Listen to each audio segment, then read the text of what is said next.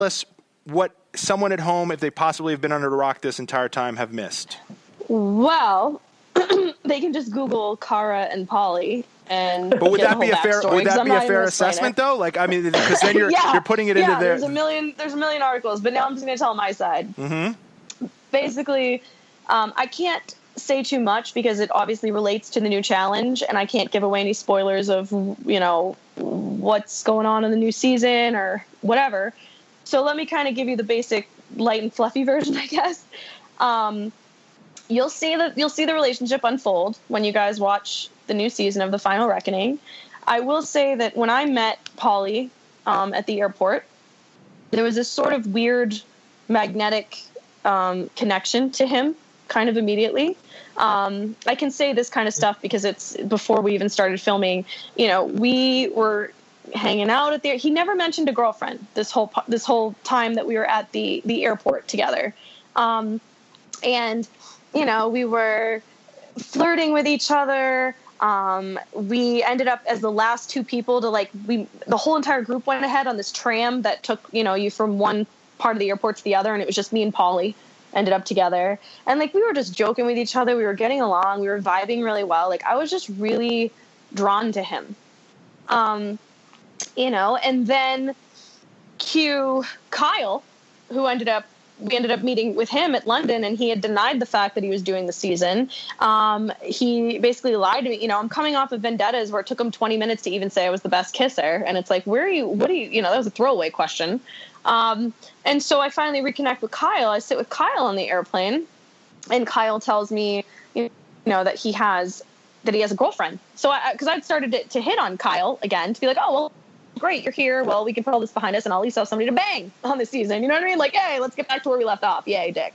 And Kyle was like, no, I can't do anything with you. I have a girlfriend. And I'm like, you what? When were you going to tell me that? You have a girlfriend?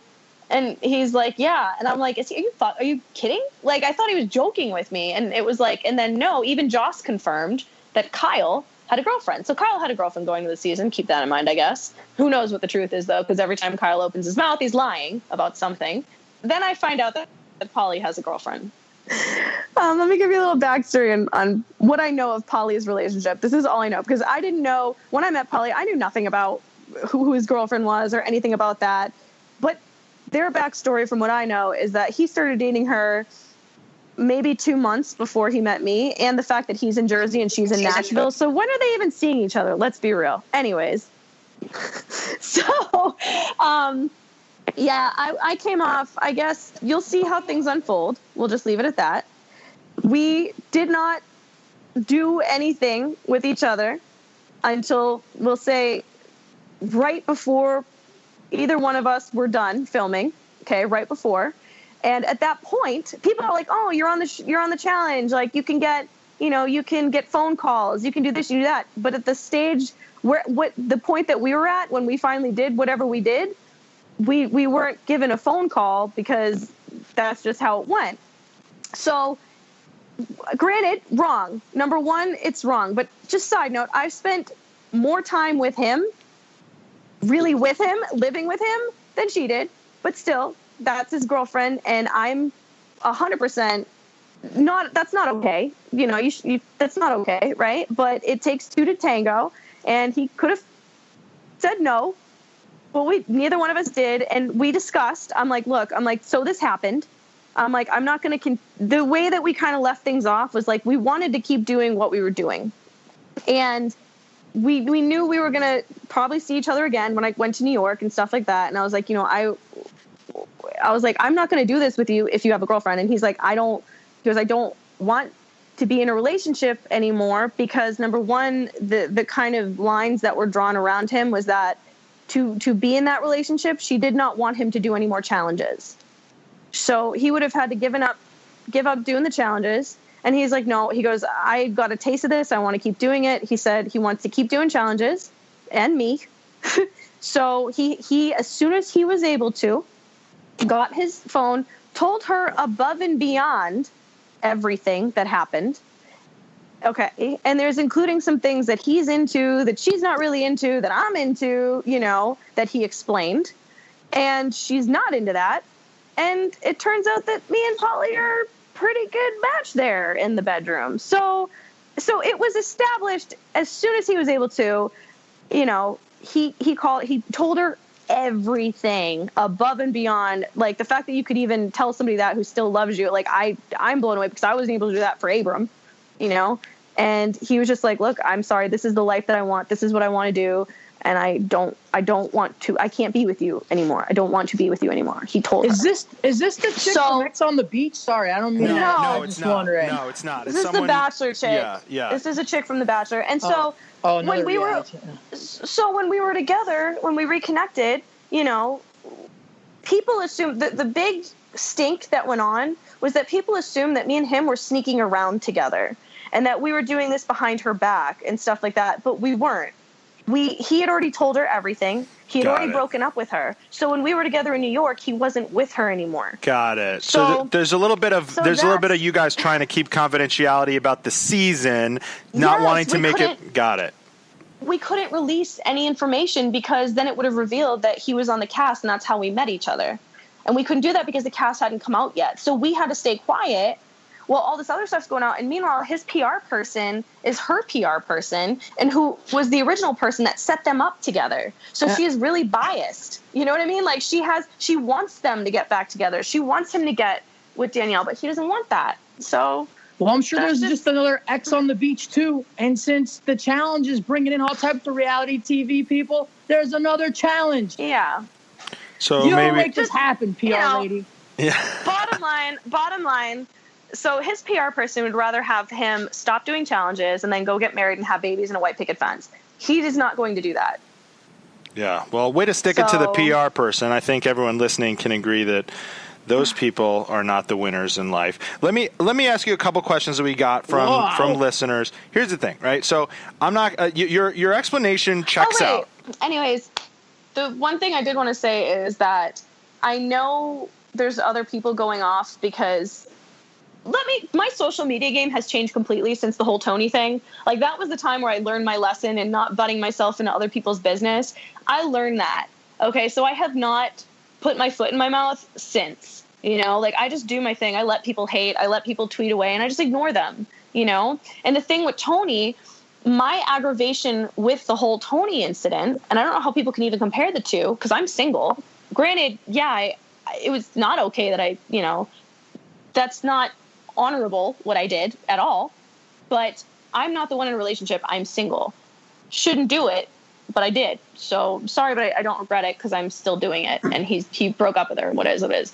So the thing with Tony that I was mad about the most was that when he screwed around with Christina got all the hate. But Tony's the one with the girlfriend and the kid. When he screwed around with Camilla, or not really, made out with Camilla and was a kind of good with her, she got all the hate. Tony didn't. And it's like for me, and I love Tony. Like I don't care. Like I'm not judging his life anyway. Like you live your life, and I will protect you, and I will try to stop you from making bad decisions, and I'll wing woman you, and I'll take care of you all day. My aggravation back then was just the double standard, and it was like, why are people going after Christina? Why are people going after Camilla when Tony is doing what he's doing, and he's the one that's supposed to be the responsible boyfriend and father? I'm like, and that's why I was annoyed, but. Now that's not my business. If it's not my relationship, it ain't my problem. And so anything can go on now. I don't give a crap because I've learned. So after I tried to do this whole double standard bullshit and call out Tony, I felt like more of an idiot. I'm like, you know what? If Tony can live his life however he wants to live his life, I'm not in it, so I shouldn't even comment on it. And so I learned my lesson, and I've been good ever since, in terms of that. Let me get into some of these because I think some of them come from a place of these are fans of yours that aren't necessarily judging the, kind of you and Pauly in a vacuum. They're not judging your behavior over Pauly's or anything like that, but they do have kind of views on what they think you did contribute in your own way, which is Zoe says, my question for Cara, do you realize people have less of an issue with the decision to shack up with a dude in a relationship than the gloating and callous behavior, her words, not mine, you displayed when you got caught? So I think they're talking about kind of the way that, talking about, hey, I'm single this, or, in the way you're even talking about it now. I think, do you feel a responsibility to be a little bit kind of touchier about it because there is, quote unquote, a victim on the other end of this in Danielle, or do you think this is just your place to? No, I totally agree with that. I totally agree that I should be more laid back and soft spoken about it, because it does, you know, that other girl like doesn't deserve to be hurt like that or have it put in her face like that. Like, I do feel terrible at that, because as far as I know and everything that, you know, he's ever spoken about her, she's a really good hearted, beautiful, innocent human. And I do feel like, you know, the Angelina Jolie, the asshole in this whole thing. I do. But I think where I was coming from when we were doing that event, just because what I've known, you know, everything that I've known and how everything's played out, like, I was doing things from my view and my experience. And that was that, like, he's single now. You know, we can do our thing, even though it wasn't publicly exposed yet, you know, like, I definitely was callous and an asshole, and I shouldn't have done anything. I guess when I did my little Instagram video in New York, I didn't realize, because you know how New York is so freaking loud and you're filming things outside. Like, I didn't hear what I was saying in the background, and I was filming. I was like, here I am in the rose garden. Like, I just didn't realize that even the words that I was saying was coming out on the video, because I couldn't hear it in New York with all the cars and the horns and the sirens and shit. And I just posted it. And it sounded a lot worse than, you know, what I'd obviously intended it to be. But at that point, I was like, well, we're single. You know what I mean? We're both single. And that is, you know, because I was with him when he, you know, after he did everything that he did, like, he told me everything. But here's the thing too, is like, the other people keep spinning it on me. They're like, would you want somebody to do that to you? Would you want somebody to do that to you? And of course not, you know, but like, if I'm with the guy who's going to be with someone else, then I shouldn't be with that guy. When you do the challenge, okay, there is, and you live with people, everything is like heightened. The whole experience is heightened, you know, so you're going through this with these extraordinary people, with these extraordinary situations in this fucking crazy house with these crazy games. And whether you're with them for one day or 2 months, it is fucking insane. So yeah, just that's to kind true. of help you out there. Nobody will ever feel what we feel, Derek, unless they live it. And one day in that house is like a week for other people in normal time. And you're like bunking with them, like right next to each other, on top of each other, moving in together. 24/7. Yeah. Whether that makes it more valid or not, to you know, there are some things, like you said, that the idea of not having your phone, so not being able to, like in real life, hey, if you went to a club and you were feeling a girl and you were starting to have second thoughts about your relationship at home, you might be able to make that call right away or right before. So those are things that don't translate to the real world. We totally get that. And then obviously there's a timeline warping here, because we at home or on Twitter, or people who are just following this from afar, are looking at it like, oh, they just found out about this, so this just happened. Oh, I'm just hearing that Danielle's heart was broken, so it just got broken. They don't realize that a lot of this kind of happened behind the scenes a few weeks or a month before, and they're catching up to it and judging your behavior in real time, whereas your behavior in the moment and the quote-unquote gloating and the videos isn't really happening the same day or week that Danielle is finding out about this. A lot of people, I think, filled in the blanks and thought Danielle was finding out about this by seeing the videos. And that's not true. She knew of this. And I know people are like, oh, well, he was in Instagram videos with her and stuff. And it's like, he went to Nashville. Like, that was where his flight home was booked. He went to Nashville. He spent time with her, but, you know, sorting everything out and the fact that, you know, it was done. Like, she wanted to still forgive him for everything and be with him. And he said no. But, you know, his flight was already there. And, you know, he was still not going to be, he's not a dick. You know what I mean? He was going to be friendly with her and do her little videos and stuff, but she knew full well in there it was done. He told her before he flew down to see her, and then he told her when he saw her, so it was done. She knew it was done. It was done. You're both single in New York, and that was it. So there's a weird kind of PR element to the fact that, like what you're saying about them being together in, you know, Instagram videos and this and that, which he's kind of just doing to be cordial and maybe because they have the same publicist and keep up the presentation of it. That actually has a backlash of an effect, because those work so well, because we do live vicariously through your guys' Instagram posts and stories, and rightfully or wrongfully so, that's sort of what people judge you on. So people are sitting there with a fine-tooth comb and a calendar saying, well, wait a minute, Paulie and Danielle were together on this day, which was technically 3 days after this day. That's all kind of a ruse, is what you're saying, because that's honestly all people have to hang their hats on when it comes to this thing. Yeah, it is. I mean, you can, at the end of the day, when this is all out, like, I don't want to, it's not my relationship to say a whole lot on. And Paulie is he really does like say nothing but good things about her. It's just, she's not the right girl for him.